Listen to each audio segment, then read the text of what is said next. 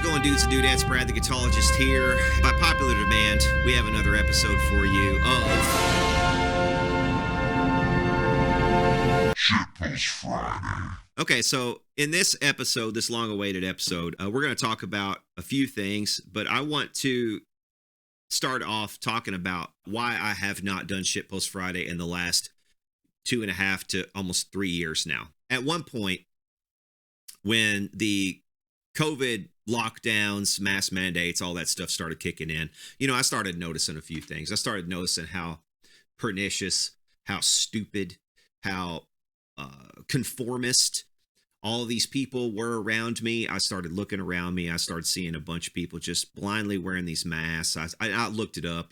I went back to the 1970s. I've read all kinds of studies, pretty much all of which said that, the masks that everybody I saw was wearing don't do anything to stop the spread or slow the spread of viruses or bacterial infections. In fact, they might even make it worse. And I was seeing all of this evidence, concrete scientific evidence showing this stuff. And then, the contrast between what I'm reading privately and what I'm seeing publicly, and also what I'm disallowed from saying publicly on YouTube and on any other social media website like Facebook. I was still on Facebook at this point back in early 2020. The dichotomy of what I was seeing in reality versus this made up shit that everybody kept saying and repeating mindlessly, and the way people were behaving, and the way that I would be treated in comments on my videos when I would try to bring some of this stuff up. The way I saw my videos begin to decline in viewership as if somebody was putting their thumb on the scales at YouTube, didn't sit right with me. Didn't sit right with me at all. And I wasn't the only one, and I know I wasn't the only one. But the problem is you don't hear other people saying the things that you were thinking because it was all suppressed. It was being actively suppressed. And this is what happens when things are actively suppressed. People start to feel as if the suppressed ideas are not popular ideas. That if you believe these suppressed ideas, you are a man in the wilderness, that you're alone. And that nothing could be further from the truth. I realize that. However, there were enough people who I know were real people, not just bots. There were a lot of bots as well who I think, it was just like unleash the Kraken, so it was like these hordes of bots would come in and downvote my videos and all this kind of stuff. And I say bots, I'm sure a lot of them were real people. But the thing is, a lot of people who watched my videos constantly up to that point and would praise my work and all this stuff. Oh, I love your videos and love Shitpost Friday, love everything you do pretty much. Some of those people started to be very, not just no longer fans, but the opposite. They would be haters, active haters who would come onto my videos and just post nothing but just spew vileness in the comment section. So, at one point it was just like, okay, I see where this is going. I can't say the things I want to say right now. When I do try to say things I want to say right now, it's only being demonetized. And this Mumford & Sons interview, check this out. This guy is talking about a lot of the same stuff. Listen to what he has to say here. Winston Marshall was a founding member of the folk band Mumford & Sons, world famous, and for good reason. He played banjo and lead guitar. But last year, everything changed in an instant. Marshall tweeted praise for a book by Andy Ngo on Antifa. He wrote this quote, "Finally had the time to read your important book. You're a brave man." That was it. Nothing more than that. Well, in response to that, the mob absolutely descended like a swarm of bees on Winston Marshall. He put out a statement saying he needed to assess his, quote, blind spots. And then, because of all the attention, since he didn't really want to be a political activist, he was a musician, he left the band. Now, Winston Marshall has resurfaced. He hosts a podcast for The Spectator called Marshall Matters. He's learned a lot from the experience. We want to check in with him tonight. Winston Marshall joins us now. Winston Marshall, thanks so much for coming on. I remember thinking that was one of the most unreasonable attacks on anybody I've ever seen in my life, what happened to you. What did you learn from it? Tucker, thank you for having me. Yeah, it was quite reasonable, and reflecting now, 18 months later, completely insane, really. I mean, I read a book. Through the pandemic, I was tweeting about books I was reading, from Mao's Little Red Book to Tolstoy's War and Peace. And for some reason, to my not many followers, this book, tweeting about Andy Ngo, the conservative journalist, this book blew up. And before the end of the weekend, I think it was a segment on your show as well as on The View, I had Antifa online activists changing my Wikipedia page to Winston Marshall is a banjo player to Winston Marshall is a fascist. Not only is that ludicrous, but doubly ludicrous given that fascists actually slaughtered 13 members of my family in the Holocaust, so my family know about fascism. But yes. Antifa is a modern day problem in America, and I didn't, I guess, anticipate how totemic the issue was at the time. And they drove you from a job that you were great at and certainly succeeding at. If it happened to you again today, would you have handled it differently? Well, initially I apologized. I issued an apology, and I was made to take time away from the band, as you said, to examine my blind spots. He was made to take time away. So that, the way that he phrased that right there was, his band was saying, "Oh, you need to take time away," or his management, band or management, one of the two, probably both. And who does that? Who does that to their brother? "Oh, you need to take time away because our fans are going to disown us if you continue down this path." Why is it okay for people like Bono for decades to just go out on this crazy political limb? It's all right for them to do it, but it's not okay for him to do it in another direction, right? So, and I'll tell you why. Because Bono, when he goes in this direction, has the support of nearly every single fucking media outlet that exists. He has the support of New York Times still, and Rolling Stone magazine, all of the publishing houses and the publishing centers, the PR people in all of these major cities, the people who book the concerts, they all are in lockstep. They're in of the same mindset, and it is anti-capitalist, it's Marxist, and these people are essentially commies who control all of this crap, and nobody can call them out. Nobody can go another direction or make suggestions even that you're wrong. Nobody can respectfully disagree with this stuff without, like him, being told you have to take time away. Now, I don't regret that, because when you offend someone, it's natural. Say you're at a dinner party, you offend someone, you say, "Oh, I'm so sorry, how have I offended you?" And then you look into it. And I spent the months that came after that looking into the topic. Now, the book documents the 19 deaths in the first 14 days of the BLM riots. It documents the many black businesses damaged and ruined by the looters and in the riots, as I said, and not to mention the federal courthouse in Portland being under siege for the entire month of July 2020, and much else. And I looked into it and I thought I'd been right. Actually, these are serious problems. And the music industry that purports to say it cares for black lives, well, it should care about the black lives, because the majority of those 19 deaths were black lives. The majority of those businesses that were damaged were black businesses. And so we ought to care about those, and we need to think about that when we're looking at the whole greater picture. So once I examined my blind spots, and the author, Andy Ngo, the conservative journalist, in that period was attacked once more by anarchists, Antifa mobs in Portland, Oregon, I thought, you know what, my apology, it's part of the lie, and I can't be part of the lie. So I decided then the only thing for me to do was to quit the band, retract my apology, but now I live in the truth, and I feel liberated by that. So I'm glad for that. Now, I don't have any regrets. And there it is. It's about living without regrets. It's about standing up for yourself, standing up for what you believe, in the face of mounting pressure to say things that you don't actually believe for the betterment of people who are no longer your brothers, right?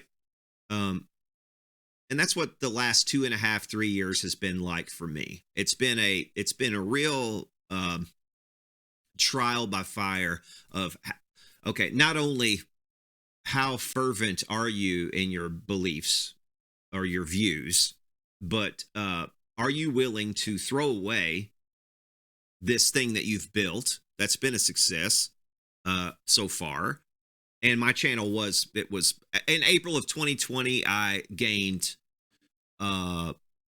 thousands of subscribers that month. I mean, it was many, many thousands that month. And also I had a huge gain in revenue that month. It was my biggest month ever. And that was the point at which I sort of backed off. I said, okay, I'm no longer going to do this shitpost Fridays. I can't say the things I want to say. I'm being demonetized, and I'm being, first, when I say the things that I want to say, I've got comments just excoriating me for even suggesting in videos on channel 2 that some of the things we were being told in public were bullshit. So why would I continue to want to make that kind of stuff? It's like, you know, and before that, you could see a change. And everybody's like, oh, he went off the deep end. Well, no, I didn't go off the deep end, dude. What I did was I changed my mindset because it was a response to what I was seeing going on around me. When things no longer are funny to you, when things have become too serious in the world, how are you going to continue to make content that's just like poking fun at stuff? You know, like most of shit post Friday up to that point was. You know, that's the problem that I had. That's the problem I was faced with.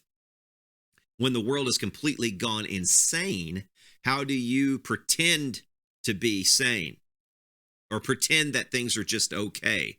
How do you make videos with little clips and stuff that put them up here and just whitewash the fact that everybody is wearing a stupid fucking mask that is completely ineffective at doing what they claim it to do?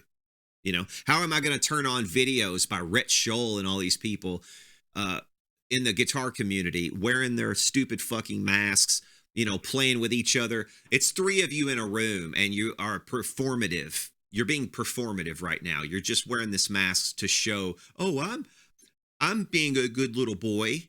I'm doing what I'm supposed to do, even though it's not going to stop anything. It's not going to stop any of you from spreading anything between each other. It's just not. If you've all got if one of you has a virus and you're in that room, you're breathing the same air, it's a pneumatic process of breathing in and out. You're putting things into the air and onto the surfaces, whether you're wearing the fucking thing or not. It's happening. You know, there's something to be said for washing your hands. Yeah. And trying to, you know, if somebody's sick, oh, you know, maybe don't shake hands with that person. Maybe don't spend too much time in the same room with them. Yeah. Stay a little bit apart from them. Sure. But, you know, this idea that, oh, it's okay to shove yourselves into these rooms and just, as long as you wear a mask, it's going to be okay, you know, and you can be performative and still, you know, I that was the point where I said, okay, enough. I can't do this. This is not making me happy. This is tyranny. This is tyranny, plain and simple. That reminds me too, there's a recent Morrissey interview that just went up. And you can check it out. I'll put links up there if you want to check it out. But he was talking also about conformity and the buzzword diversity and the fact that everybody is homogenous in their thoughts. They're homogenous in their words. Even the language has gained a certain homogeneity because of what we're allowed to say and what we're not allowed to say. All these new buzzwords that have come into our lexicon and our common vernacular over the past few years as a result of people pushing them into our vernacular, forcing them upon us, saying that this is the way you have to talk. You can no longer say words that you said long ago to one another, even in jest. You can't call your friend a fag You can't call your friend a retard. You can no longer say these things, these words, these phrases, because somebody is going to be offended. I loved what Morrissey had to say about people being offended too. Check out some of the stuff that Morrissey had to say. I thought this was very good as well. But how do you personally cope with seeing yourself fictionalized and caricatured by the press so much? I mean, is it difficult, or are you so used to it? I'm used to it, but it isn't positive. It's always ridiculous, I think, mostly, as far as I can tell. But I think you put yourself out there, and you step out there, and you have to expect it, really. It's going to happen. And it happens to everybody, to a degree, if they're interesting. Yeah. It doesn't happen to people who are not very interesting. Exactly. But the people that are seen as not interesting are often the ones that are just frightened to actually say what's on their mind and what they believe. Usually there is nothing. Yeah. Are you currently working on anything else? I know that I don't want to jump forward too much because of the new album, but I have read somewhere that you've been writing and recording again. Is there any truth to that? Yes, we have written the follow-up album, and that will be recorded soon. But it won't be released soon because Bonfire of Teenagers must have a chance to breathe and blow and so forth. And so, but it will be recorded soon, yes. That is one thing that's actually really impressive. I mean, looking at the length of your career, other artists that might be in that position would often slow down, whereas actually, if anything, you've become more regular, like you're very prolific. Well, that's a nice word. Someone would have other words, but it's all I think about. I haven't changed. It's all I think about. All day, all night, all I think about is the voice, the song. It's all I think about. I'm trapped, dedicated, call it what you will, but it's my life. You'd say it's your meaning then in everything? It's my purpose, really. You won't see me on a golf course or on a horse somewhere. I don't do anything, really. Just all music. People only ever see me running into, I don't know, the bread shop.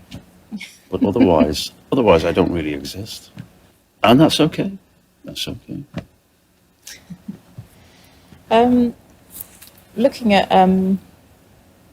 everything that I've personally seen in recent years in the music industry, one thing I would say is actually how bland it's become. There's so few people that are willing to stand up and stand out for anything that they're almost standing for nothing and they're not really expressing anything. What a great but interviewer. You're the opposite of that. I mean, was this just part of who you are, or did you have a mental decision like I want to get people challenged and thinking? And I don't really have a choice, but the thing is, you have to make it interesting for people.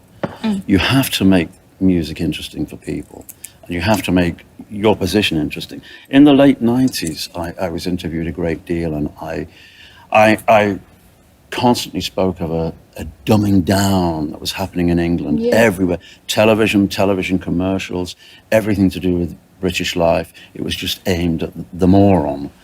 And that has absolutely happened now. I mean, if you watch British television commercials, they're insufferable. The noise and the content is always the same. People dancing in £6 million kitchens. That's all people do in Britain is dance. They deliver a pizza, they're dancing.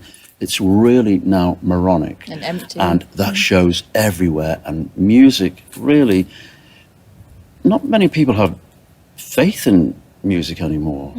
And because a lot of things have changed financially in the music industry, labels now can just get rid of you if your album doesn't go instantly platinum. There's so many younger bands who have done really well with their first album. Maybe they reach 23, 22, 21. It's not enough. They're dumped. They're not allowed to make a second album, whereas years ago, as you might know, people could make 5 flops and the label would stick by them. Now the labels are quite bloodless. They will just get rid of you if you say anything that they don't agree with. They're not interested. They won't see you through the journey anymore. No, they're not interested. They're not. And that's, now they talk all about, we must have diversity, which is diversity is people that you don't know, and it just means, it's just another word for conformity. It's the new way of saying conformity. diversity. You don't see anything diverse anywhere. No. It's all conformity. It's having the opposite effect, in fact, isn't It is, because when people talk about diversity, they don't think about the great things that we don't have in common. And those things are ignored. And they always made countries very interesting, because you could travel to Germany, you could see the most incredible culture. You go to Italy, you see the most incredible culture. Now they just want everything to be the same. Yeah. They just want everyone to mix together. I mean, what happened? And this is, I've said this for years, man. It's like, okay, if you allow this constant globalization and migration, completely free migration of people, to just go from, whether it's from South America to North America, or whether it's from Eastern Europe to UK, or whether it's from the Middle East to France, or whatever the case is, it always seems to be a watering down of the people, the culture, the individual things that make a place interesting. Historically speaking, Germany has always had its bratwurst and its sauerkraut. The UK has always had its very bad food. It's fish and chips. It's always. But now it's like you can just as easily get a kebab in Britain too, and people think, "Well, that's a great thing. That's fine," but that shouldn't be. That's not what your country is known for. Your capital city is like. Is only 30 something like in the new census is only like 30 something percent actual native born British people at this point, actual Britons. you've got a massive problem with unfettered immigration at that point, and it's watering down what makes your country.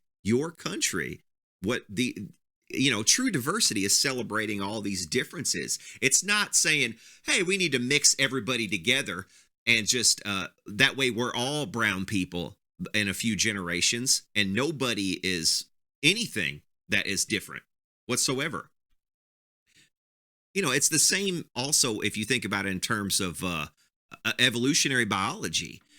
It is a good thing to have pockets of people on islands or on this continent or this isolated jungle in the Amazon, who are just completely isolated from the outside world, even isolated from other Brazilians. You have pockets of natives there who just, they live in the jungle and they've never had much contact outside of that. That's a good thing. The reason it's a good thing is because you have these pockets of DNA that are like islands of humans who have their own immunities to certain diseases, their own propensities perhaps to contract other diseases. Maybe they are going to be better at surviving in this sort of climate, whereas another kind of person with different DNA is going to have a better propensity to survive this climate, which is colder than these guys could survive. So you have these differences, and they're important, and they're important ultimately for the survival of humankind. It's important that we have these distinctive differences and these pockets, isolated pockets of humanity in different places for that reason, because if we all mix our DNA together, and in a few generations, maybe several hundred years from now, I can foresee a time very easily, because of the ease of global travel and all the unfettered migration and globalization that has happened.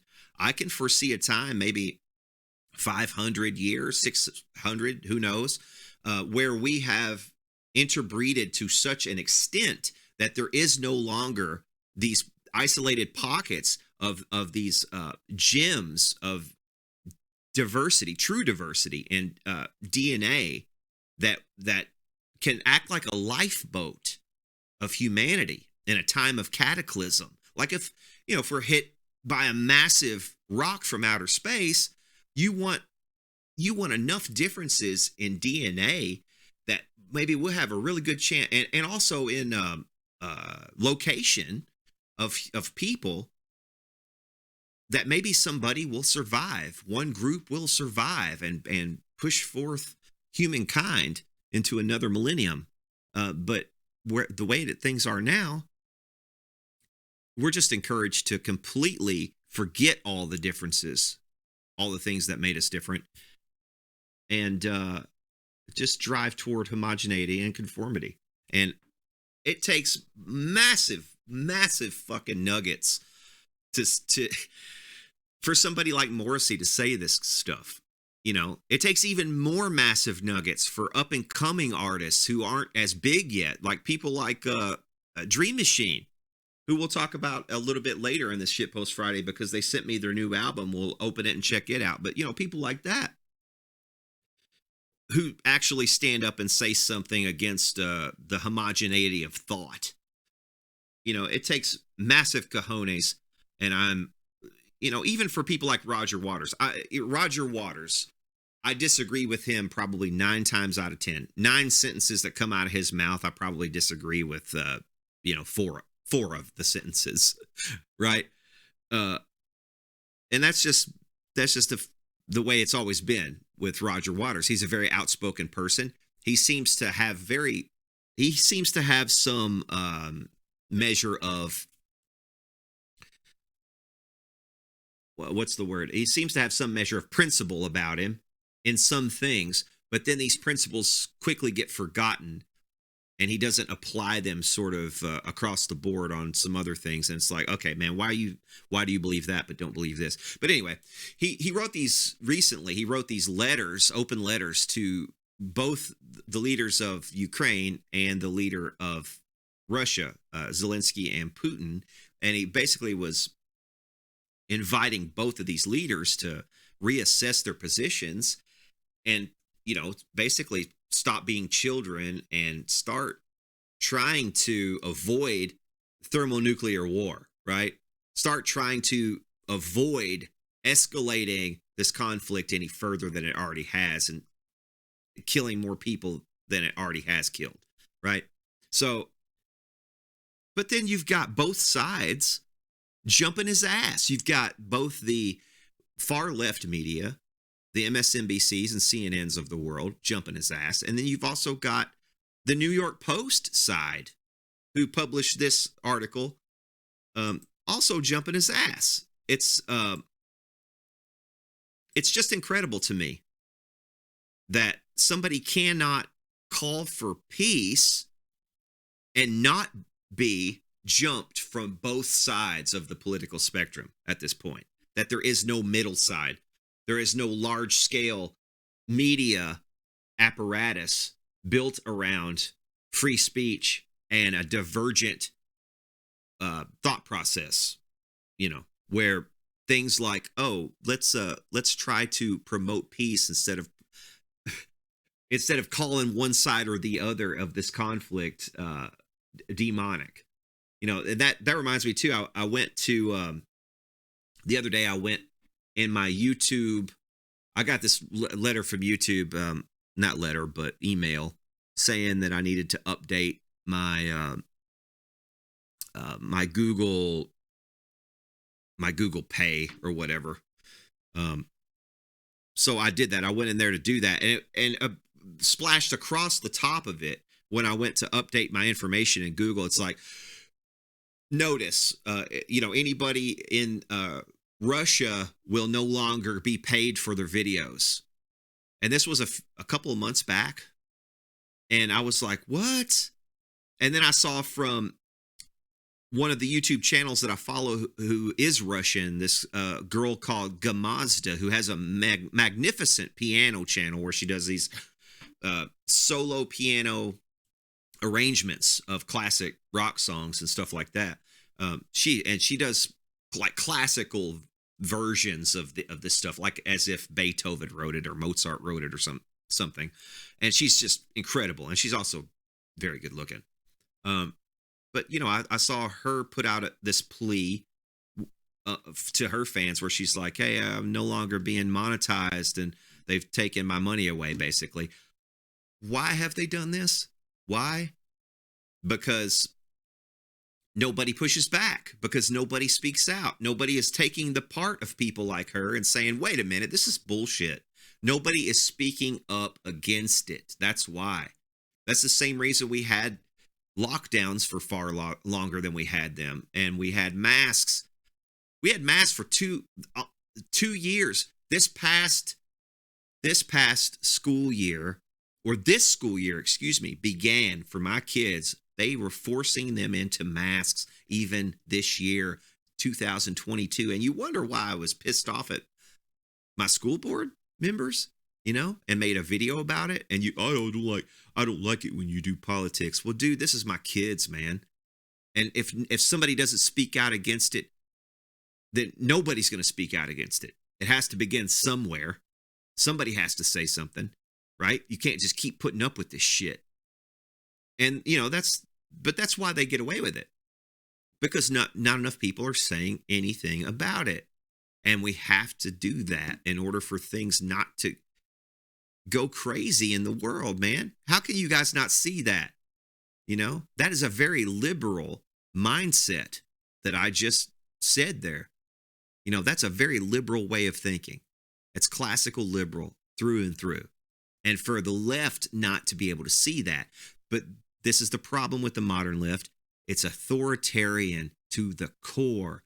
It is control freak to the core. They want to control everything that you think, everything that you say, the way that you're allowed to say it, all of it. It's control. And it's top-down control.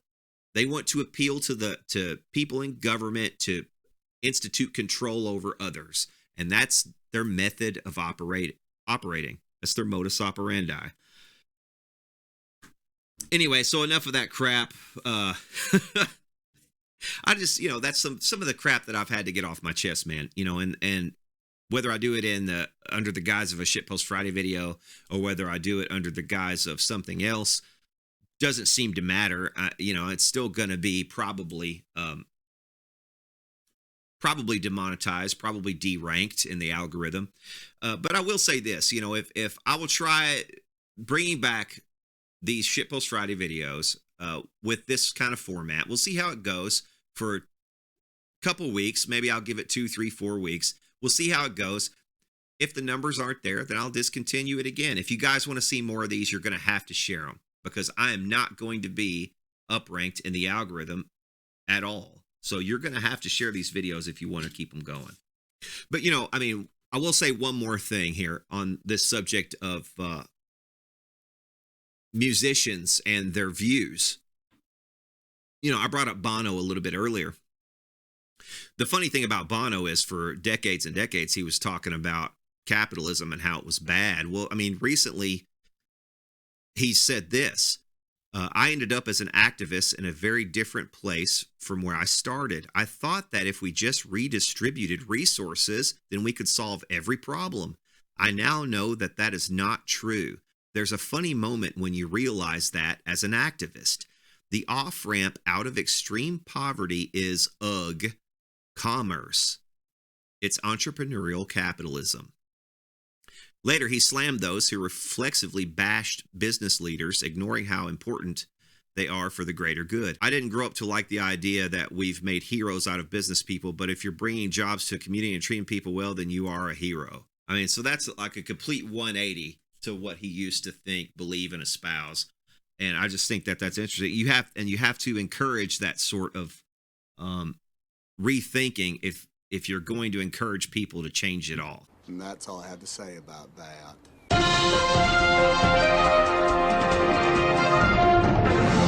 All right, now it's time for a new segment I'm going to call the Lick of the Week. And this week, I want you to try this lick. I was messing around with this the other day and see what you think about this one.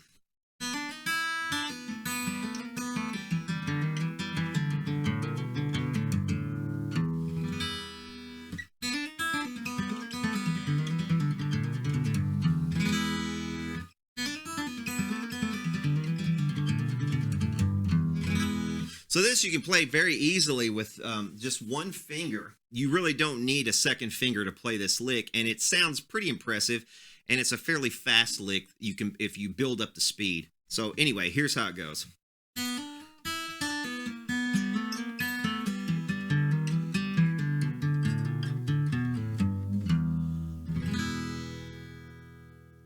Okay, you can either end in that E chord, or you can actually end in a G as well on this.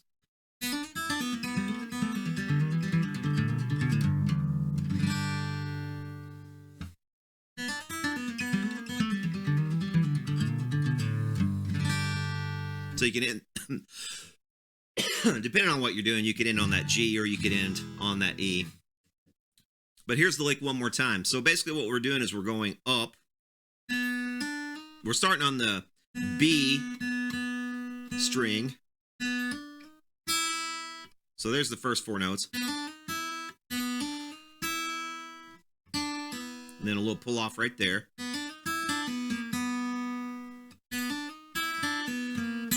So there's a lot of chromatics and stuff going on in that little lick. Now I'm finger picking this part down here, but you could pick that with a pick as well if you wanted to. So most of you probably use a pick, so we'll use a pick on this.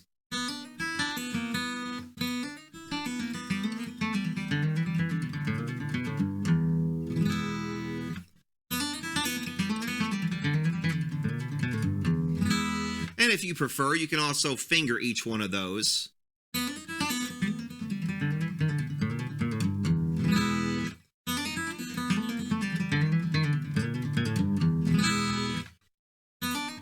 You could finger it like this.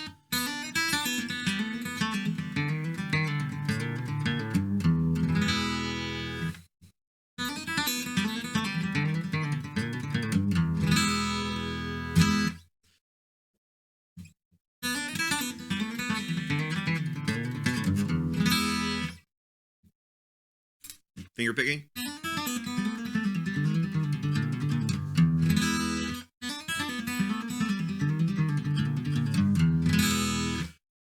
So yeah, anyway, that's the lick of the week.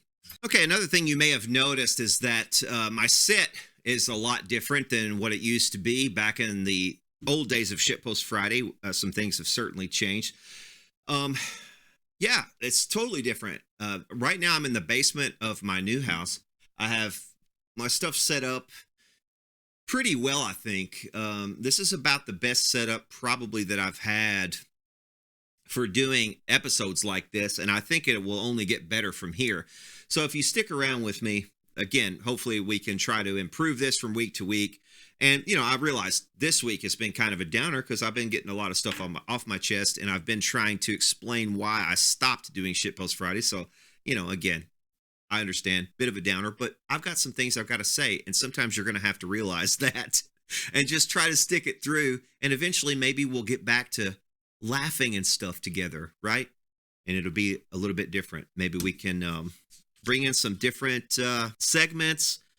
You know, I'm always all ears about the types of segments you want to see, the types of content you like to see. It's going to take me a minute to get back in the groove, so bear with me. All right, guys, that will do it for this Shitpost Friday. I hope you've enjoyed it. If you have, hit subscribe down below. Please do share this. Once again, I am not going to keep doing these if nobody watches them. So for now, we will see y'all later.